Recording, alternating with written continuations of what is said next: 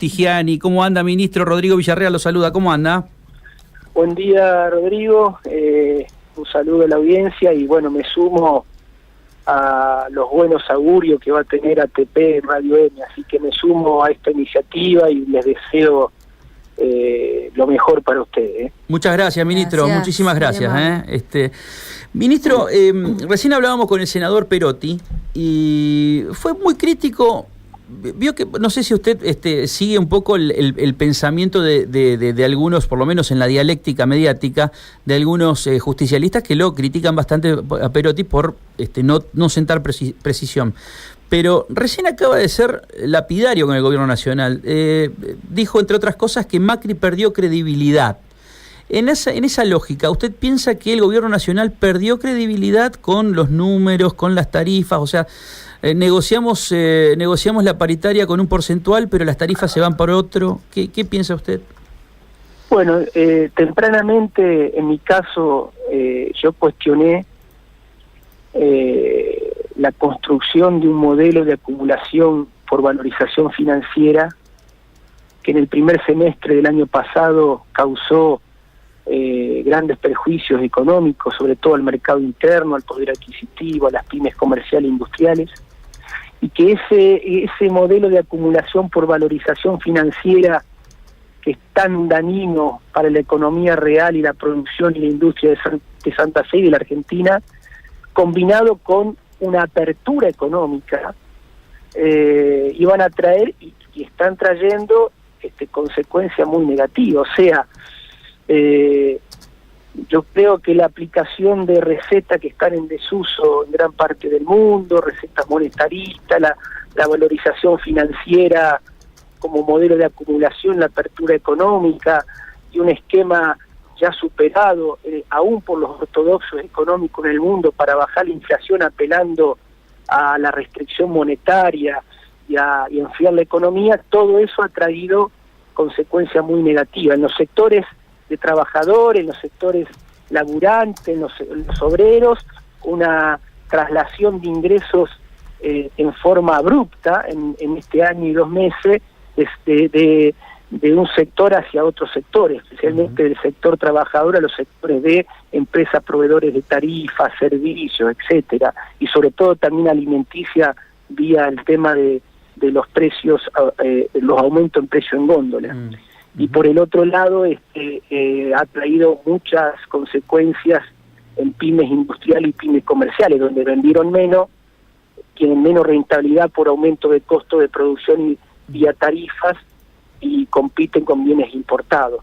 Bueno, en ese punto estamos en una configuración de un nuevo modelo económico centrado en esas 3 patas, y eso ha traído, me parece, una pérdida de credibilidad en el gobierno nacional.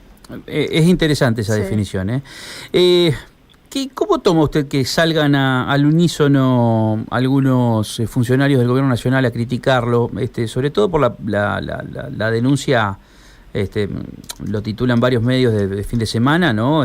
Que usted, como ministro del gobierno provincial, denunció al Banco Nación de incumplir acuerdo por la firma Basali?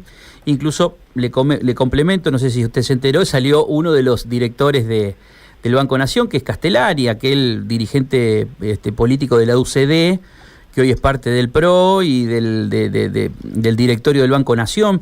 Digo, a ver, ¿qué es lo que está sucediendo justamente con Basali y por qué usted hizo esta denuncia? Yo estuve la semana pasada reunido con el presidente de Basali, Néstor Girolami, que encabeza un grupo inversor de concesionarios, una simbiosis más que interesante, porque son vendedores que se han puesto a fabricar cosechadoras, vendedores de cosechadoras que se han puesto a fabricar una cosechadora a partir de comprar Basali y hacer importantes inversiones. Y cuando me comentan que tenían una intimación del Banco de la Nación Argentina, que pasaba Basali a legales, luego de que ellos han invertido, han puesto plata a su bolsillo, han salvado la empresa. Obviamente el gobierno de Santa Fe también jugó muy fuerte, pero ellos han salvado la empresa, han puesto inversiones, todo este grupo de concesionarios en Basali, no han despedido una sola persona, es más, están tomando soldadores. Han vendido 65 máquinas el año pasado, tienen proyectadas llegar a las 120 este año, y en Agroactiva van a lanzar un nuevo prototipo, una nueva cosechadora Basali, con un nombre muy especial que ya se van a enterar, donde va a revolucionar técnicamente a las cosechadoras, donde están invirtiendo en innovación, porque las están haciendo acuerdos con varias empresas proveedoras de insumos tecnológicos y de autopartes de avanzada para hacer ese nuevo prototipo, cabinas con tecnología alemana, etcétera, trilladoras axiales adaptadas al grupo 6, 8, etcétera. Es decir, están productivamente hablando y desde el punto de vista tecnológico en una situación óptima, acompañando el boom agrícola, las nuevas producciones, etcétera. Y para firmar esto fue fundamental. Entonces, acá el gobierno de Santa Fe cumplió su parte, estos grupos de inversores nacionales cumplieron su parte, salvaron a la única empresa nacional en serio de cosechadora emblemática que queda en el país. Es más, han desplazado a una firma importante en este corto trayecto, este grupo de empresarios con la gestión que están haciendo, han cambiado la logística, se han hecho un gran trabajo. Entonces, mi indignación y bronca es que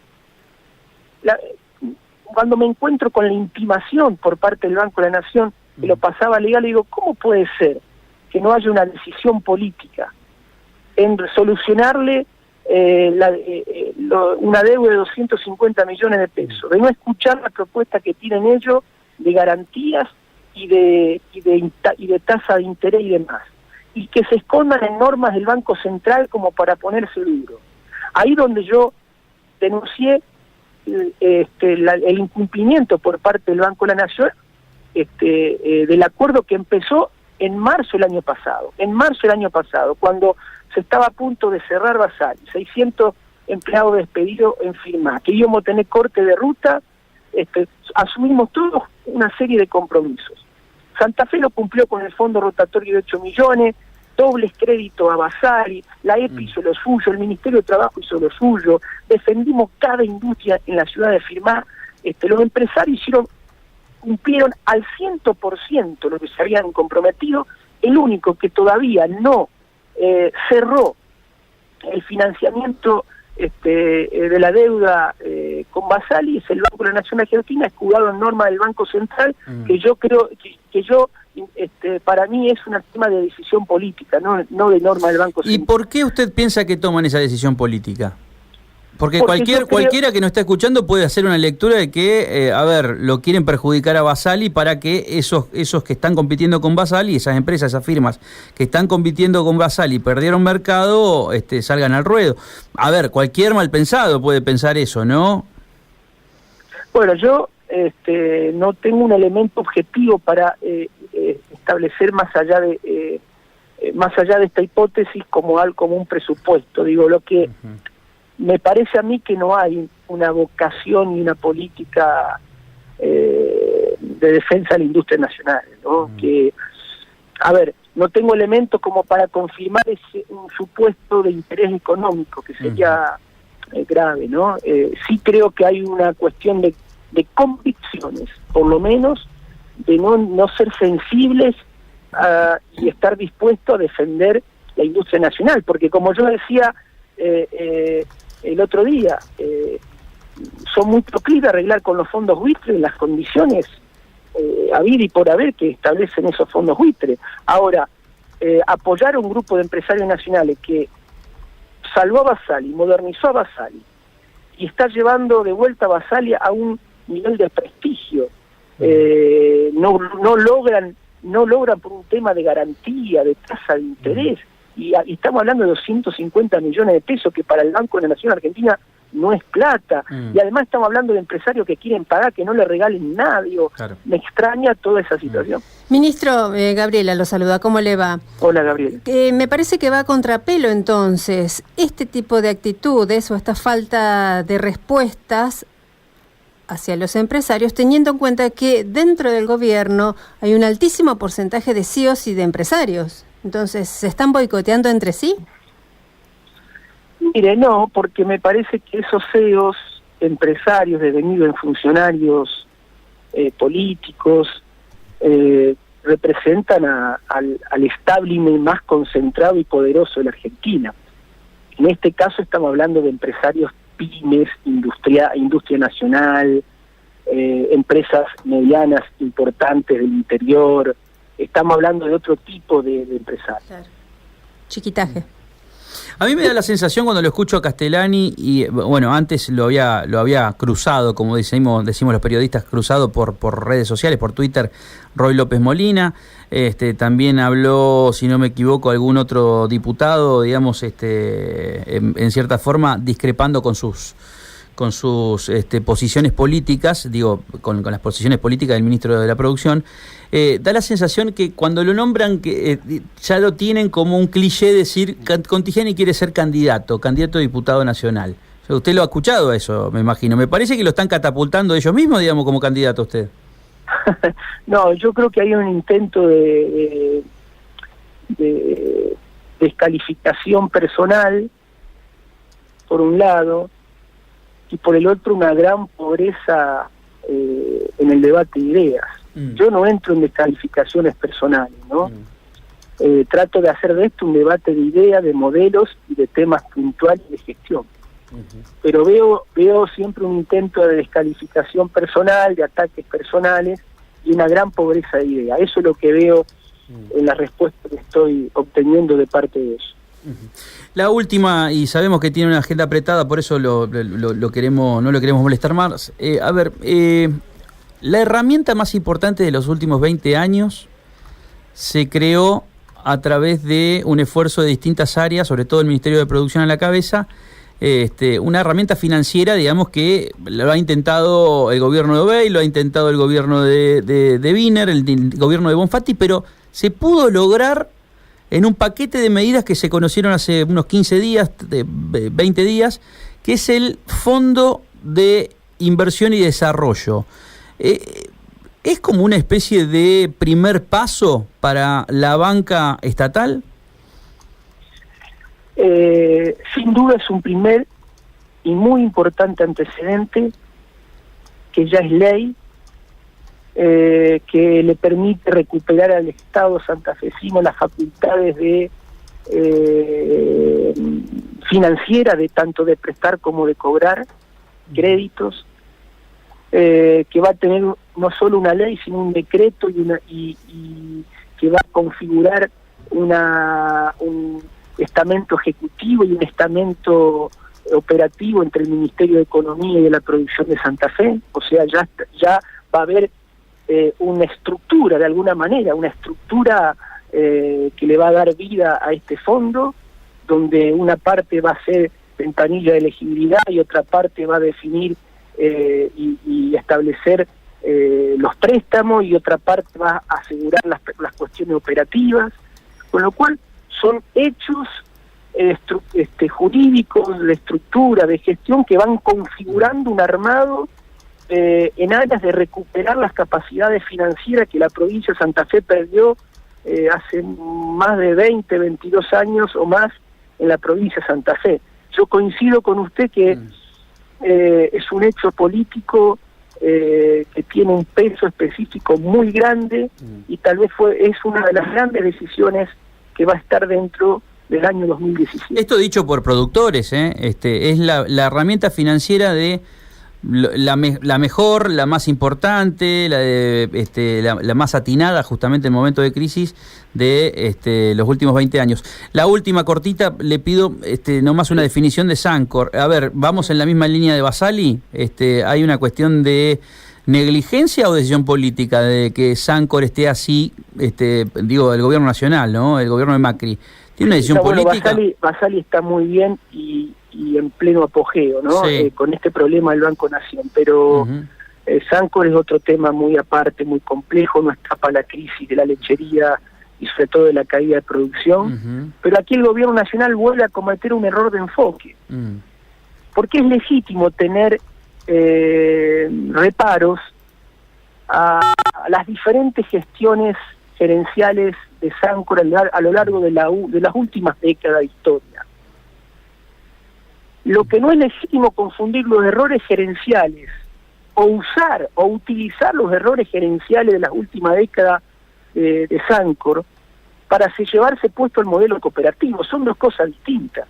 Y no entender que la lechería en el mundo se hace a través de modelos cooperativos. Si no, díganme que es Fonterra en Nueva Zelanda, que es Conaprole en Uruguay, que es el sistema cooperativo más regulado del mundo, que es Canadá. Entonces, ahí hay que hacer una diferenciación entre legítimas precauciones y reparo a modelos gerenciales de Sancor que no han dado resultado y la evidencia está a la vista, frente al modelo cooperativo que hay que tratar de sostenerlo y hacerlo viable.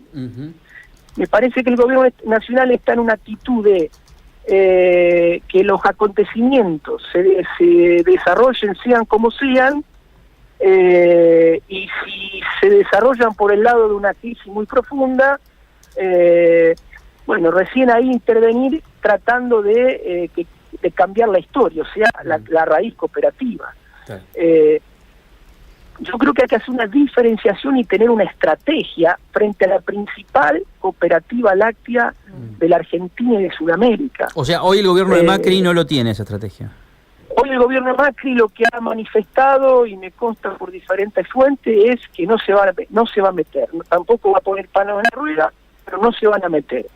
Yo digo que un gobierno nacional frente a la principal empresa láctea de Sudamérica no puede tener esta postura, tiene que meterse. Y es más, con todo el derecho de decir y discutir sobre los errores gerenciales de las últimas décadas de gestión de la cooperativa, pero en esa diferencia, en esos dos planos, separar los errores gerenciales, tomar todas las medidas que hay que tomar en ese punto, pero ver cómo hacemos viable la cooperativa. En Santa Fe se juega mucho en esto, es una de las principales empresas de nuestra cooperativa, de nuestra provincia, que tiene 3.800 empleados, 1.500 tamberos, atraviesa la vida de 20 pueblos, no es una cosa menor de la que estamos hablando. Bueno, me parece que es el enfoque que, por lo menos, que le estoy dando al tema, ¿no? Ministro, como siempre, muchas gracias por su tiempo. Un abrazo enorme. Gracias a ustedes.